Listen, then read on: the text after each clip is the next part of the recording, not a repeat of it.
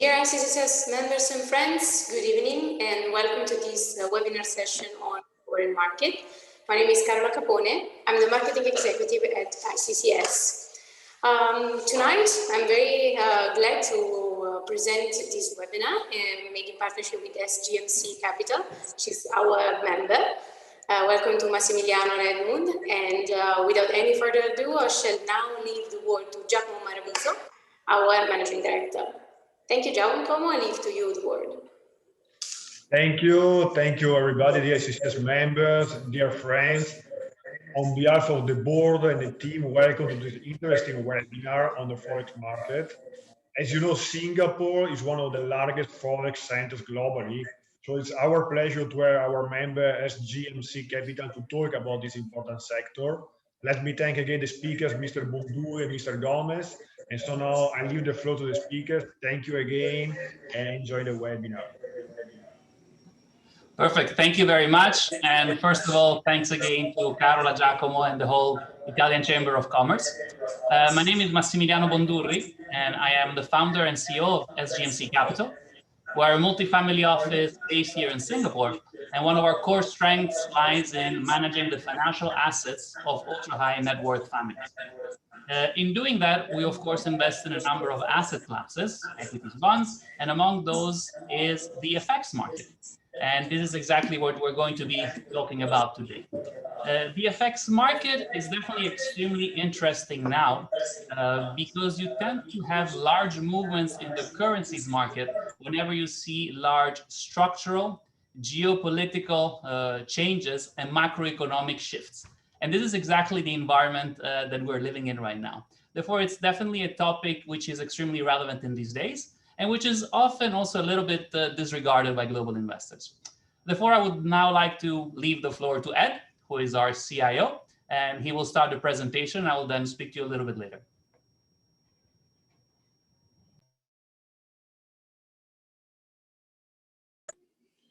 Thanks, Max. Thanks for the introduction. Thanks, Carola, Giacomo. Great to be here. Thanks for everyone for joining in. As Max mentioned, we're talking about the FX markets. It's a very important part of the capital markets. In fact, every single aspect of global financial markets, whether it's equity, whether it's fixed income, whether it's commodities, always has a leg into the FX market. So, very happy to talk about that. I've been based out of Singapore and Hong Kong for the last almost 17 years now.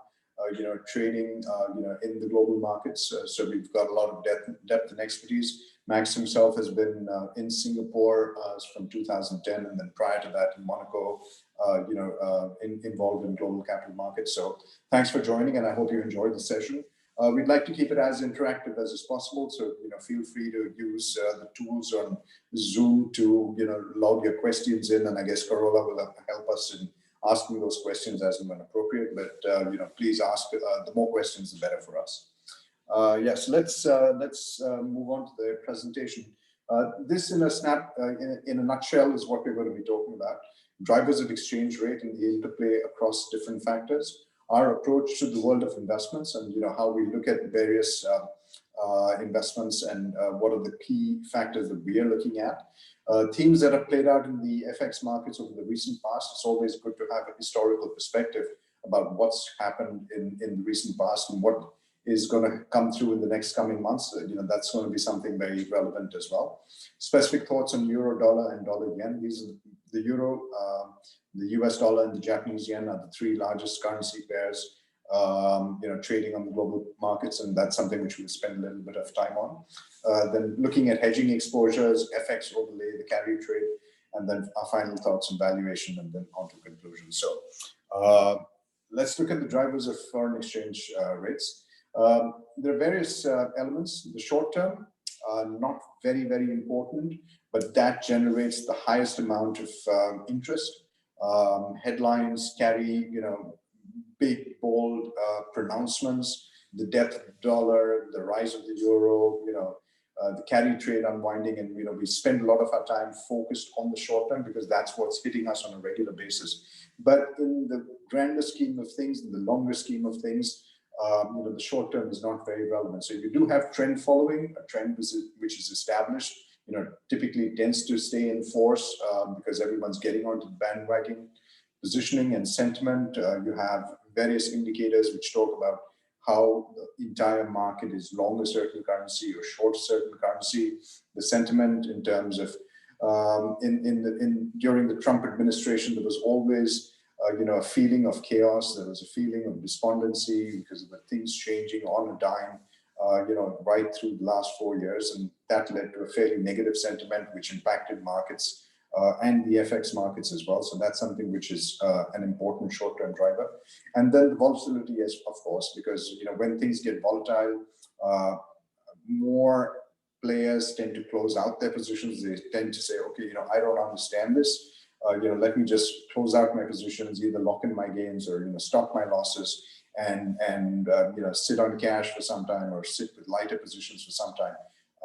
And the volatility of the equity markets, of the fixed income markets, of the commodity markets, eventually all feeds in through to the FX markets as well. So these are the short-term drivers. Like I mentioned, they grab a lot of our attention, but they're not necessarily what drives things in the longer term, which is more important. The medium term, monetary policy and real interest rate differentials, that's something which is quite a big deal, or should I say used to be a big deal.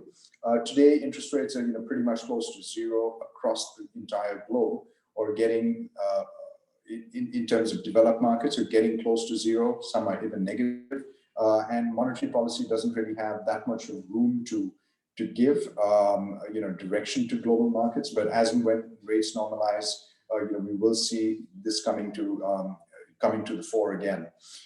The other element of monetary policy today, given that interest rates can't move all that much, we're very close to zero or we're negative, is the amount of monetary printing or the quantitative easing that central banks are coming up with. So that's an important element that we're looking at. If you look at the Fed, ever since the March-April sell-off last year in 2020, they increased the size of their balance sheet by something like $3 to $4 trillion. And that's a humongous amount of money. And given that rates don't move that much, given that we're close to zero or we're negative, the relative printing of the relative size of the central bank's balance sheet is what drives things.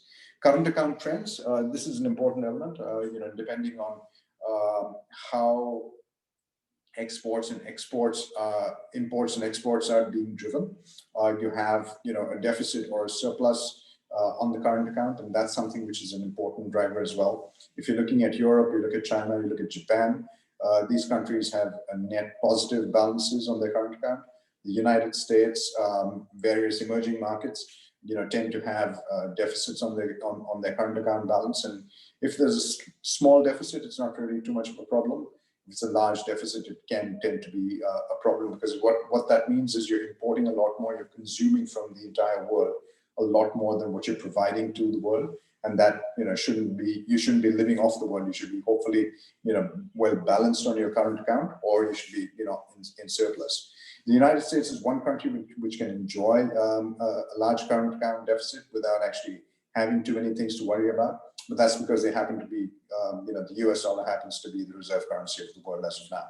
Capital flows also very important, meaning countries which are opening up their economies, which are attracting FDI capital, they tend to have positive capital flows, and that's always a good thing, because you're setting up conditions in your economy where people want to come in and invest, want to set up factories, want to hire people, and getting that net inflow in your favor is always a good thing as well. Fiscal policy, meaning you set rates of tax, you have certain expenditures. You typically want to as well, run some kind of budget surplus, or pretty close to flat on your budgetary accounts. Running too large a surplus is also probably counterproductive. Running deficits which are very large on your budget account are also counterproductive. So you typically want your fiscal policy to be the right kind of policy. You don't want rates, tax rates to be too low, because you need that money coming in, for your social expenditure, for your infrastructure expenditure, for your defense expenditure. And, a good balance there is also something which is highly important. The economic growth, you need to have economic growth, and if you have a stagnant economy, nothing's moving. Typically, there's no reason to own the currency of a country that's, not going anywhere. And typically you tend to have economic growth, stronger economic growth on a relative basis lead to a more to a higher appreciating currency. Portfolio balances, if you have assets where people are willing to send money in and buy the bonds issued by the country, either by the sovereign or by corporates, or issue the issuances of the equity markets, you typically have a lot of money flowing into those markets to take those portfolio positions. And that's always a healthy sign from an from an exchange rate perspective. And that's something which we would also tend to keep a look at. The medium term tends to be what we focus on the most. Not to say that the long term is less important, but the long term just plays out at a much slower glacial pace compared to the medium term. But it's also important to understand what those drivers are. You have purchasing power parity, which is the difference between the relative underlying value of currencies, judged by various tools of economics, which typically don't tend to be right or wrong. They just tend to be a direction that currencies move towards. And the reason I say we don't pay too much attention to that in the long term is because those changes tend to happen over 5 to 10 years. You slowly gravitate towards your long-term purchasing power parity. Net foreign assets productivity trends. Meaning productivity trends are very important. If you have a country which is producing more and more with less and less input, because of technology, because of innovation, because of doing things in a smarter way, typically countries like that do tend to have an appreciating currency. Savings and investment balance trends over a longer period of time. Are you as an economy saving more and attracting investments from overseas participants, or are you investing overseas yourself? And the net balance there is something which drives exchange rates in the longer term. And the persistent trend in terms of trade, very, very important. You have countries which tend to be commodity players. Suddenly you have a spike in the prices of coffee, prices of oil, the prices of certain metals, and you'll have an appreciating currency rate for the country that is producing or manufacturing or exporting those commodities. But suddenly, you'll have an oversupply of these commodities, demand tails off suddenly, and you have a depreciating currency as well. The US, on the other hand, or developed economies, on the other hand, where they're investing a lot in the technology of the country, produce faster and faster semiconductors, faster and faster chips, better technology overall. Those countries tend to have an appreciating currency. So these are the three areas: the short term, the medium term, and the long term, which are drivers of the exchange market. And like I mentioned, the short term generates a lot of interest, a lot of headlines, a lot of Twitter activity, etc. But the medium term elements are the ones which have the largest impact from a day-to-day perspective, from our perspective. Our approach to the world of investments, this is something which is an interesting slide. We tend to look at a lot of what's happening at the global macro level. What are central banks doing? What are governments doing? What presidents and prime ministers are doing? Who's forming an alliance? Who's looking at coming out of an alliance? I think during the Donald Trump presidency, this was a very, as much as Donald Trump himself was on his Twitter account, making various pronouncements, the net flow of that entire activity is something which led to stress with NATO, stress with Europe, stress with Mexico and Canada, and all of these elements, stress with China, of course, let's not forget that. All of these elements had a major impact in terms of our assessment of where things were. If we're looking at global macro, the geopolitics of that is also something which has a significant impact. So both of these elements, the global macro and the geopolitics, go hand in hand. The other thing that we look at are the global funding markets, right? If any of us were involved in markets in 2008, where suddenly you had various financial institutions running out of cash in the short term, even went bankrupt, various organizations had to be bailed out, whether it's Bank of America, looking at Merrill Lynch, whether you had Bear Stearns, whether you had AIG, all of these financial institutions running into issues. The global funding market suddenly seized up. right? If Bank A had money with Bank B, they were pulling it back and buying US treasuries. In that lack of funding, the entire global economy, number one, came to a standstill. But number two, financial assets also were significantly impacted by the lack of access to funding. So Apple as a stock was down something like 50% in 2008. This was when, you know, the iPhone was taking off, the iPad was on the anvil. The company was doing really well. Sales were, you know, going through the roof. You also had, you know, strong margins that the company was delivering. The stock was down 50%, not because the company was doing badly, not because of anything else. It's just access to funding was not available.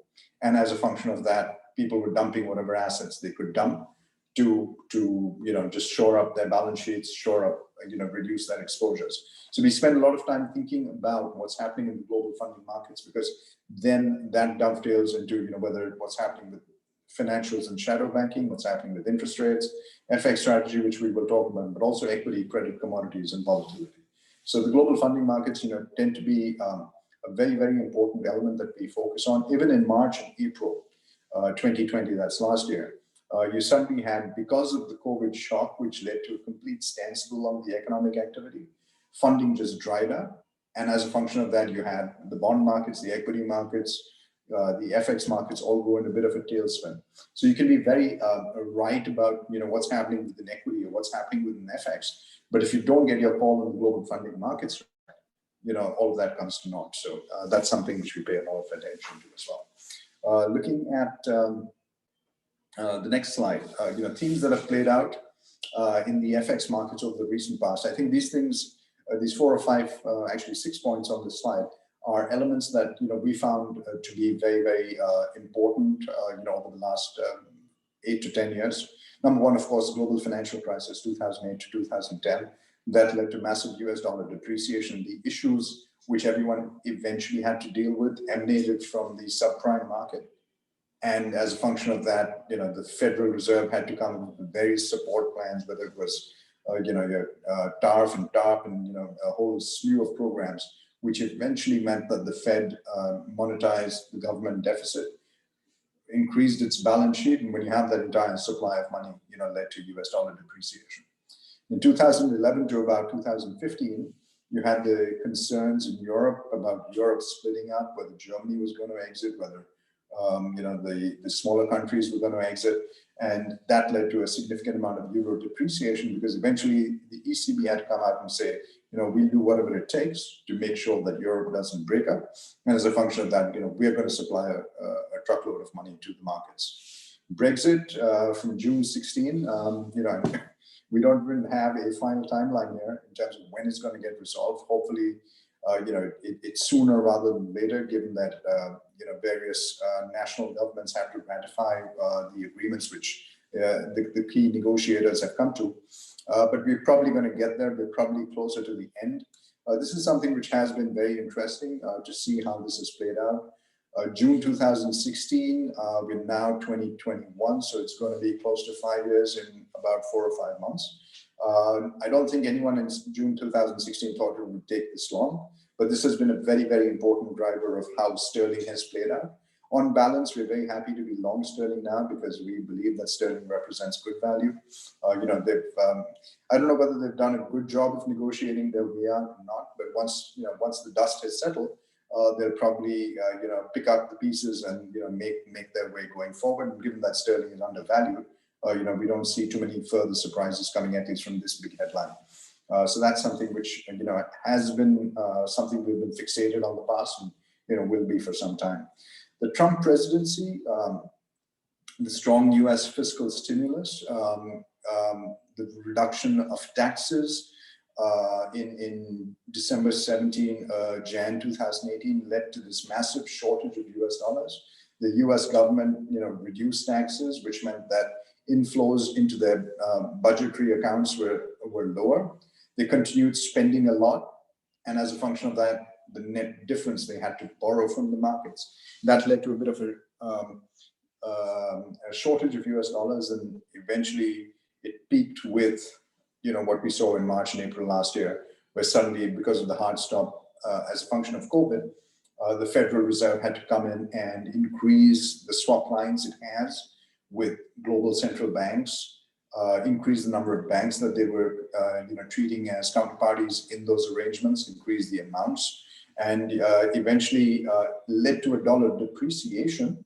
But the initial impact of the strong fiscal stimulus was US dollar appreciation, most of 2018 and some of 2019. So that's been a very, very important element that's played out. The precious metals rally, it's been ongoing since June 2019. We've seen silver and gold particularly rally significantly on the back of ECB, the Bank of Japan, the Bank of Canada, the RBA talking about it, the Bank of England talking about it, and the Federal Reserve, of course, we know has done significant amounts of rounds of easing. The precious metals, which tend to be anti-fiat currency or anti-central bank issued currency, have done pretty well. They've gone flat for the last probably 3 or 4 months after a very strong rally in the middle of last year. But it's something which we have, a fair amount of understanding of, and we'd expect, prices to stabilize and head higher. The global funding markets that we spoke about earlier, the seize up which happened in February and April, I won't repeat that point, but important to understand why markets seize up, why the cash stops flowing, and what the net impact is. So that's something which we look at as well.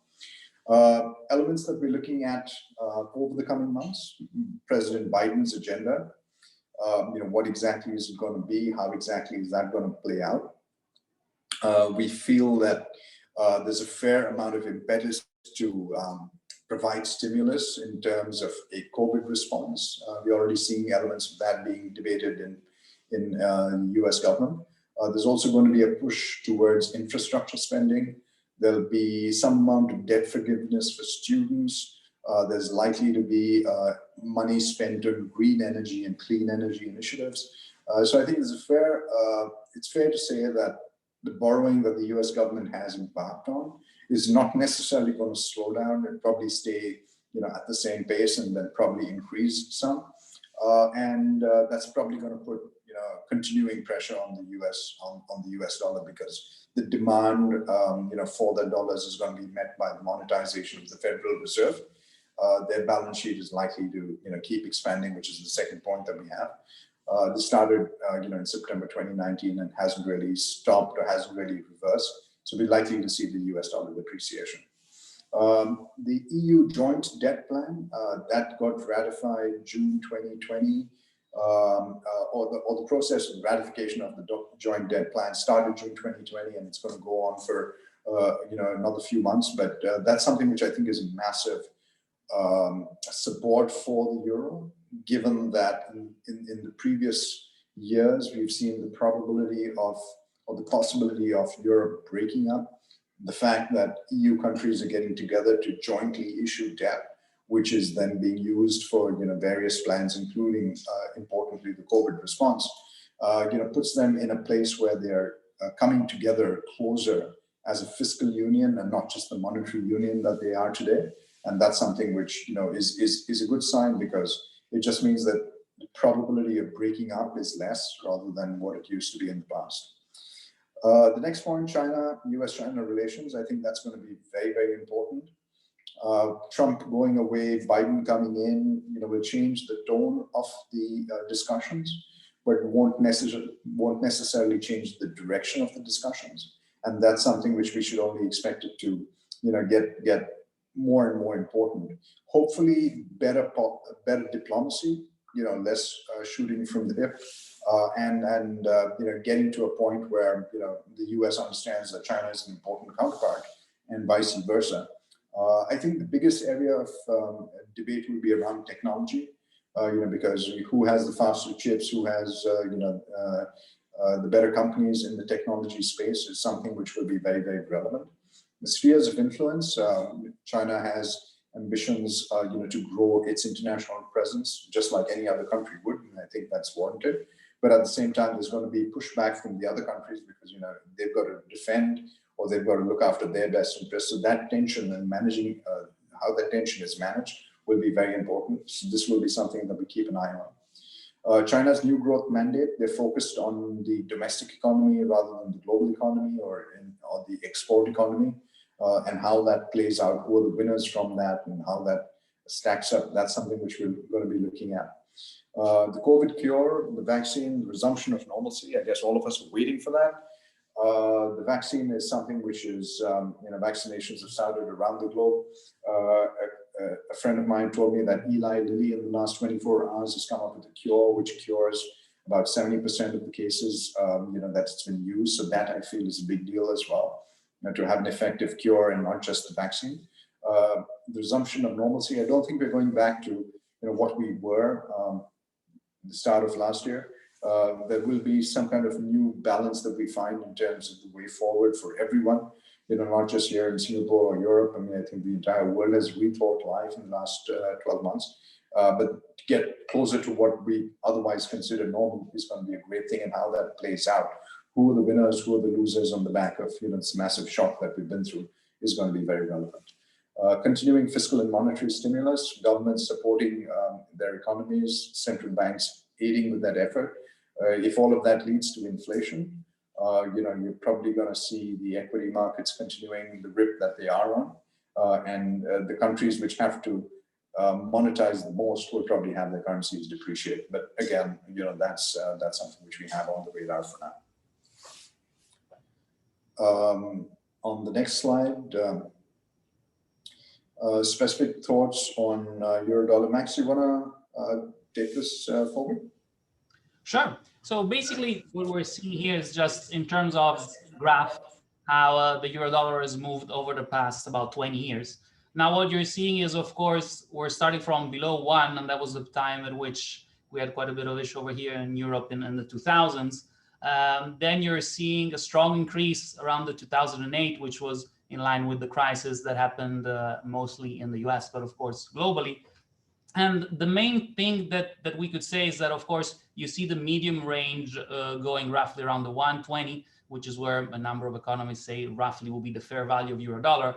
But what you can see from this graph is that basically fluctuations do happen. They can happen quite quickly. And you see that there's normally a number of trends that actually build up in the market. So when there's an upward trend, then normally what that means is that after a while you will need a catalyst for that trend to break. And that's actually what we've been seeing more or less since last year, where the dollar appreciation has actually started stopping, and now we're seeing a number of dollar depreciation also paired with euro appreciation overall. Overall, we can apply everything that was being said here in terms of euro-dollar going forward. So clearly, Ed has already mentioned in terms of the unprecedented amount of monetary stimulus and fiscal stimulus that the US has done. That's in absolute value, but also in relative value, especially when you compare it to what the ECB has done over here in Europe. Therefore, those were some of the main drivers of euro-dollar appreciation. And then there was always a little bit of a fear with respect of a potential breakup of the European area. And that has probably subsided quite a lot since the ratification of, if you want, the global debt and the potential upcoming of global debt issuance with respect to the European Union. And those are going to be benefiting the European currency, and that's actually what we have been seeing. So those are some of the main reasons why you've seen euro-dollar rally over the last year and reaching, breaking the 120 and now remaining in the 120 to 125. Of course, going forward, we do expect dollar depreciation to gradually continue. Again, mostly because of the huge monetary stimulus that the Fed is going to be making, and as mentioned numerous times, that they're ready to act should there be the case. Now, another currency pair which is extremely interesting is dollar-yen. Now, yen per se is always taken as a bit of a safe haven currency. We're going to take a closer look on that a little bit later when we look at the carry trade. But basically, a strengthening of the yen is normally associated with a risk of environment and vice versa. Dollar-yen, therefore, gives you an interesting view overall how the risk environment has happened. It's not surprising that in 2008, when we've seen a lot of the crisis happening, yen has massively appreciated, going from 115 roughly all the way down to nearly 75, just to then see again a massive depreciation going back to the levels above 110, 115, which was also linked by the actions that the Bank of Japan, the BOJ, did, because they were actually one of the first central banks to enact very aggressive, accommodative monetary policy, because they've been trying to find inflation over the last decades and never really managing to do that. And therefore, they had to adopt quite an easy stance overall. Going forward, it seems like the monetary easing of the BOJ is actually matched and even surpassed by other central banks around the world. But it's always interesting to look at dollar yen again, once again, with respect to this risk on and risk off environment. Now, what we've seen so far is basically looked at the theoretical and drivers of the valuations of the currencies. And we've seen a number of macroeconomic themes that have played out. But let's take a look at how actually currencies can play a role in our everyday life, in our everyday business, and how you can actually use them in order to reach the objectives that you want. So let's take an example whereby you're a European company based in Europe. You're an exporter, and you know that in 3 months' time, you're going to be receiving $10 million. Of course, when you consolidate your balance sheet and your P&L, you're going to be consolidating in euros. Therefore, what you know is that in 3 months, you'll be receiving $10 million, but you do not know how much those $10 million are going to be worth in 3 months' time, because that will depend on where the euro-dollar currency pair is going to be. Now, let's assume that currently euro-dollar is at 121.75. Now, you have a number of options here, and that depends mostly on your view of where euro-dollar is going to be, if you have one. Now, basically what's going to happen is if in 3 months, dollar is going to be depreciating, meaning the euro dollar is going to move higher, you're going to be net be losing money because your dollars that you're going to be receiving are going to be worth less in terms of euros.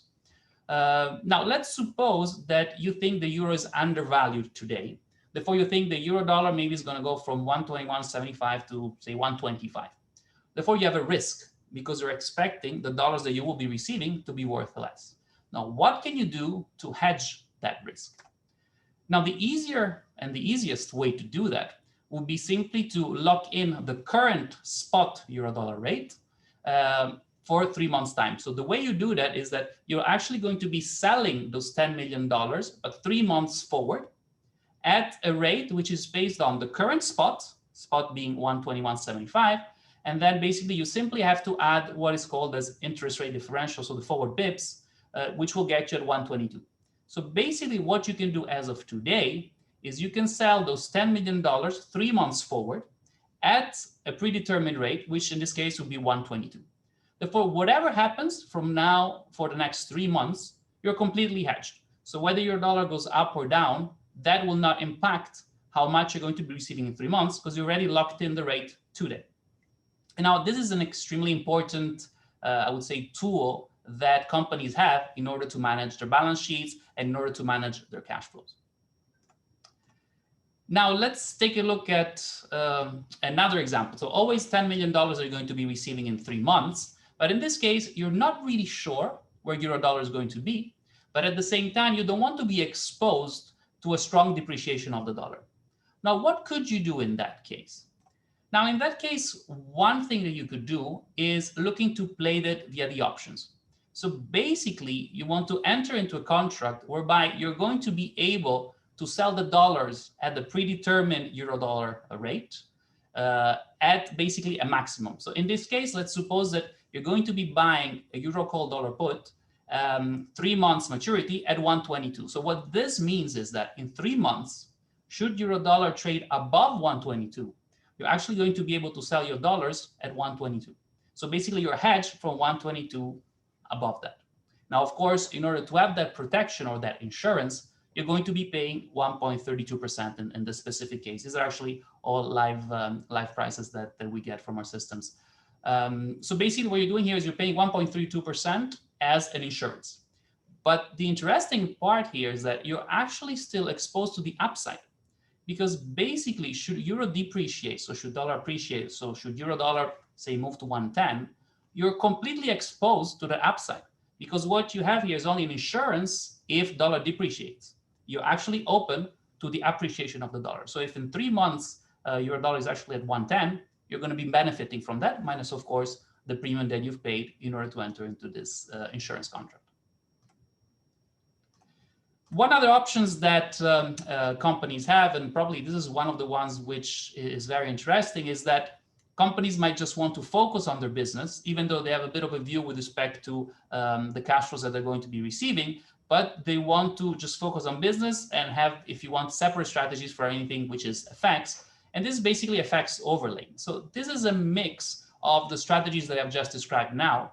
And it's a mix of trying to take advantage of both short-term and medium-term flows and fluctuations in the level of the FX markets, whereby companies try and take the advantage of the moves and make the most, whether it's not so much as speculating, but mostly being hedged against any potential moves.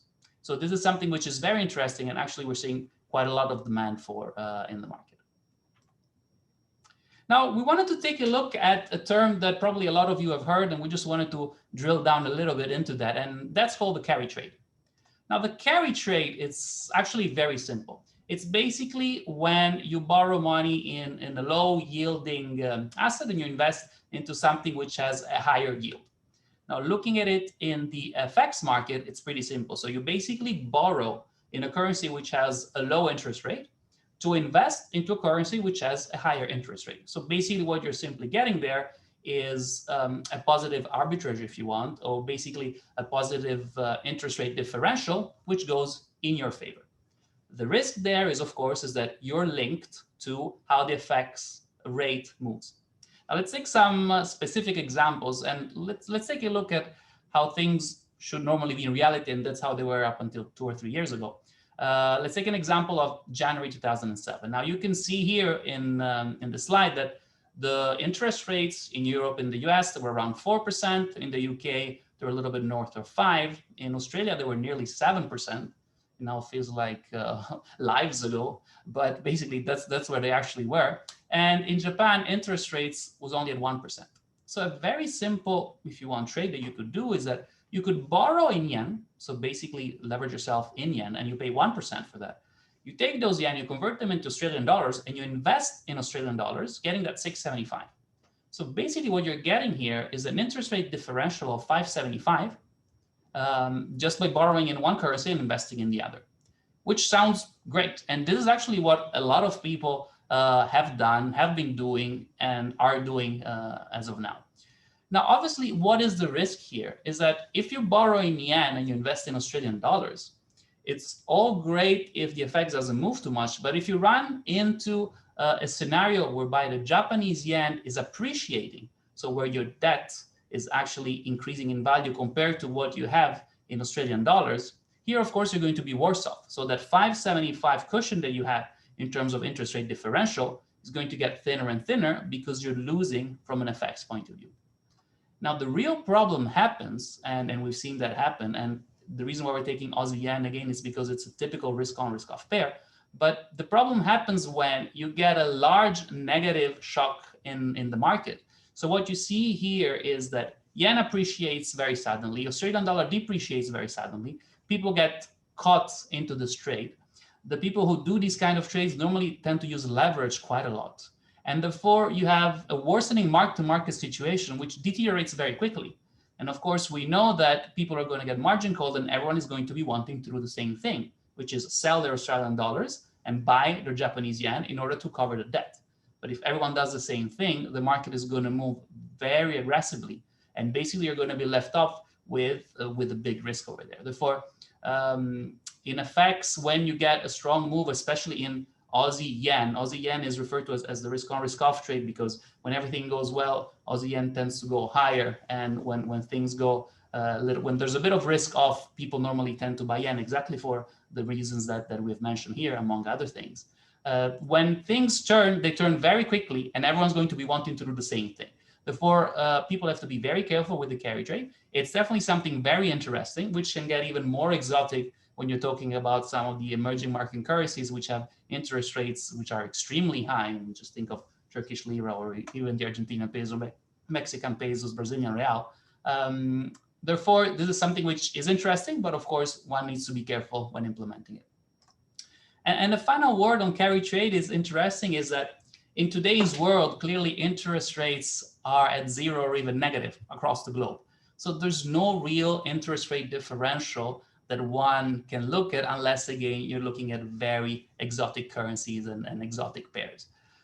Therefore, what people are doing now is that the 2020 carry trade in 2021 is basically just levering up in low interest rate currencies, which today include also the euro and the Swiss franc, which have negative rates, and use that funding to invest into the equity market or any market where they see that the capital appreciation potential is interesting in order to justify the leverage in the other currency. Clearly in the fixed income, there's not a lot of yield left, so that normally means investing in the equity market, and that's actually what we've been seeing now over the last few months with a continuous rally in the equity market. Is all great when everything goes well, but as we have mentioned before, should this situation turn around and people be forced to close their leverage in the currencies, then obviously it's going to happen very fast. Everyone's going to want to go out of the exit door at the same time, and the door is going to be very, very small because a lot of people are going to try to get out of there. Therefore, do not get caught on the wrong side of the market. And especially if you enter into these kind of trades, make sure that you always have stop loss or levels in mind should things go sour. Now, I'm just going to pass it back to Ed just to end on overall valuations, and then we'll be more than happy to take the questions. I see there's already a few questions, so I'll leave it to Ed, and then we'll end up with the Q&A.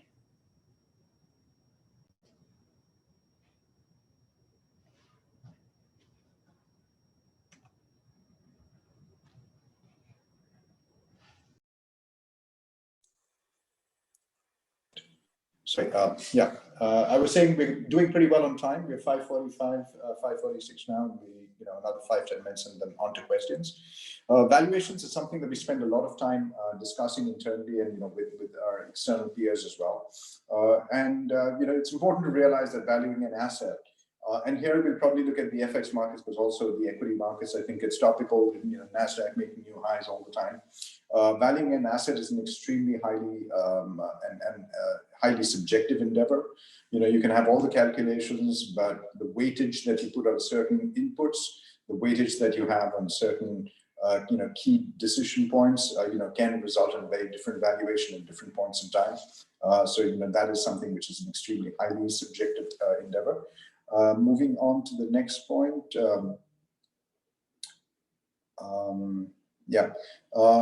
Also important to realize that there are a multitude of players in the global financial markets, each with their own specific agenda, right? So there are individual investors, there are institutional investors, you've got hedge funds, you've got asset management companies, you've got corporate investors, the companies buying other companies from a portfolio perspective. You've got sovereign investors, you've got sovereign wealth funds, which are picking up positions in certain companies, not because the companies are great or not because, for any other reason except that they fit into the strategic objectives of the sovereign. So the various players in the financial markets, each with their own and specific agenda, right? And we as participants in the market, whether we're looking at equity, we're looking at fixed income, we're looking at the financial markets in terms of foreign exchange, have to realize that when a sovereign investor buys, it's not necessarily the best of times to buy at that point of time. We need to judge for ourselves as participants in the markets, when does the valuation of an asset become significantly relevant to us. So whether it's the FX space, euro dollar down at 105 in 2017 with European elections coming through, is that something which would be a buy rather than a sell? That's something which at that point in time, we weren't running fund or we weren't in SGMC, but clearly we were looking at buying euro and selling dollar at that point of time, based on the fact that the euro was significantly cheap. In the final estimation, meaning one of the biggest criteria that we're looking at is valuation, while it is subjective. Relative differences in productivity drives these relative valuations, and that's something which we spend a fair amount of time on. So in conclusion, I just wanted to share that we're running an FX fund. We've been doing this since May 2019, delivered about 13, just under 14% rate of return for 2020. In 2019, it was 1.6%. The main positioning in the fund as of right now, as you guessed from the tone and our comments on various currencies is a short dollar positioning. And that's something which we'd expect to stick with, while the Federal Reserve continues to monetize US debt. As and when that changes in terms of an outlook, we'll be happy to go long US dollar, but probably don't see that, on the cards for as of right now. So the last slide in terms of concluding, we expect the dollar to keep weakening over the coming quarters. The Norwegian krona is something which we expect to be a winner in a world where all governments, all finance ministries are supporting their economy. The Norwegian economy has a significant advantage because they've got massive surpluses, very small population. They're in a position to support the COVID response, without actually denting their finances. So we'd expect the Norwegian krona to do pretty well. We use a combination of various trading strategies on a risk-adjusted basis. And that's given us phenomenal returns in the past, and we're looking to replicate that performance going forward as well. And just the last point, on cryptocurrencies, I think they're in vogue, just given the kind of movements that we're seeing, Bitcoin and Ethereum making new highs. It's something which, even though cryptocurrencies have been around for the last 10 years, it's something which we're still trying to understand. Is still fairly new. But this time around, given the price momentum which we are seeing, is probably better understood. There are institutional players who are also evincing interest, in the crypto market. We are seeing central banks continuing to pump out more money, in a manner of speaking, devaluing their currencies, and that's something which is going to be something which is important going forward.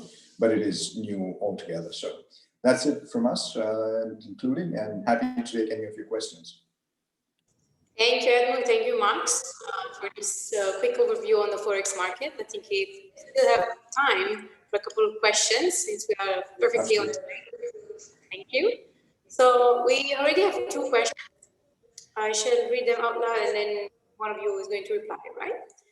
So the first one is asking, which Asian currency do you favorite against Euro? Any arbitrage opportunities among them? Okay, so let me take that. In terms of Asian currencies, I think I think the Sing dollar is something which is very well positioned, and the Sing dollar, is a good proxy for Asia altogether.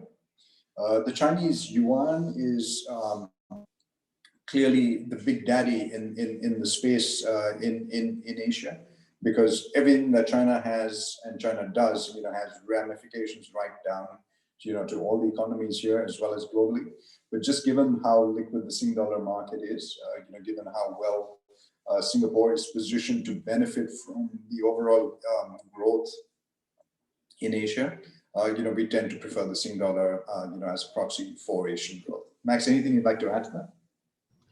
No, and with respect to the renminbi, it's also interesting to note, in a world where all central banks are just increasing monetary stimulus, actually China is one of the ones which is starting to talk about a bit more hawkish tone and potentially drying up liquidity. So clearly that's definitely going to play in renminbi's hand. And as you correctly mentioned, obviously Singapore dollar being a basket of all of that is going to be benefiting from that too. I didn't see I was on mute. Thank you. Yeah, so still in, let's say, in the area of the currency, of course, another question, I think, why is every bank relatively bullish on British pound, given that their market will become more expensive in terms of access and regulations? Which are the drivers behind the bullish British pound, the part of technical rebound? Who would like to take this one? Yeah, Max, you want to go ahead, or? Yeah, I'll start, and I'll let you do the second bit. So let's start from main assumption, and that's the fact that markets, the thing that they hate the most is uncertainty. They hate that much more than bad news. Because uncertainty, they're not able to price things, and therefore they're not able to price accordingly to predict. Now, that's exactly the environment where the pound was up until a few months ago. Nobody knew where this Brexit was going to go. Nobody knew if it was going to happen, was not going to happen, hard, soft, all sorts of things. And that has actually resulted in global investor under allocating to both the pound and the assets in general. I mean, just look at the underperformance of the FTSE compared to even Euro stocks. I mean, forget S&P and NASDAQ. Just look at how they have underperformed Euro stocks. Now that we are getting a bit more clarity, I wouldn't say full clarity yet, but definitely more clarity, then the market is now able to price this according to their expectations. Now, clearly, there's not a huge move in favor of the pound, but that being said, at these levels, it continues to be cheap. Just look at where it was before Brexit and look at where it is now. The UK is definitely going to have to go through a number of years of adjustment, but if you get it right in the longer term, that could be interesting. And also, let's keep in mind that it does come from an extremely under appreciated value. For from here on, we agree that appreciation of the pound, especially against the dollar, is likely to happen and materialize. Ed, I don't know if you want to add something. Yeah, just on valuation, I mean, I underscore that in terms of the valuation of the pound.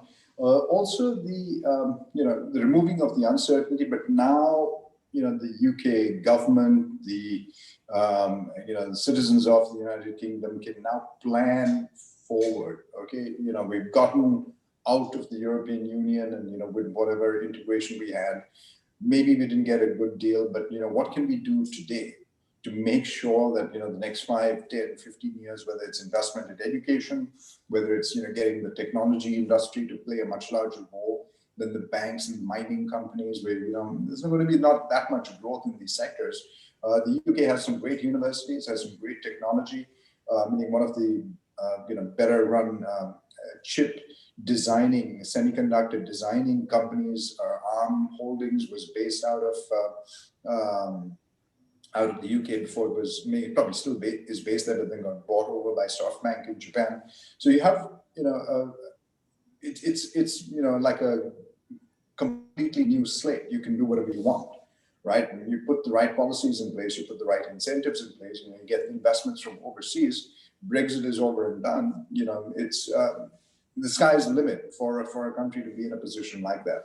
So the valuation, as well as a chance to get things right now, I think that's something which would drive the optimism on the UK at this point of time.